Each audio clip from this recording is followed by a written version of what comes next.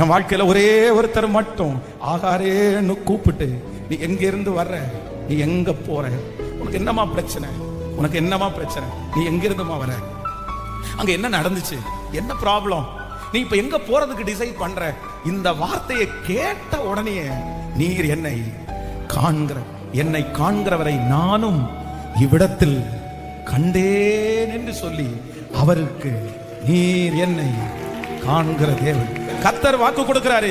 யாருமே கேட்கலன்னாலும், யாருமே கேட்கலன்னாலும் உன் வருத்தத்தை கேட்கறதுக்கு ஒருத்தர் இருக்கிறார், உன் அங்கலாய்ப்பை கேட்கறதுக்கு ஒருத்தர் இருக்கிறார். அவர் பக்கத்துல வந்து தட்டி கொடுத்து, ஏபா ஏமா ஏபா உங்க பேரை சொல்லி, உங்க பேரை சொல்லி, இதுவரைக்கும் யாருமே உச்சரிக்காத உங்களுடைய உண்மையான பேரை சொல்லி தட்டி கொடுத்து, நீ எங்க போற, உனக்கு என்ன பிரச்சனை, உனக்கு என்ன சூழ்நிலை, இப்ப நிறைய பேரை ஆறுதல் படுத்துறத நான் பார்க்கிறேன். கர்த்தர் நிறைய பேருடைய இருதயத்தை ஆறுதல் படுத்துகிறார். உனக்கு ஒருவர் உண்டு சிஸ்டர், உங்களுக்கு ஒருவர் உண்டு பிரதர், உங்களுக்கு ஒருவர் உண்டு மகனே, உனக்கு ஒருவர் உண்டு மகளே, உனக்கு ஒருவர் உண்டு.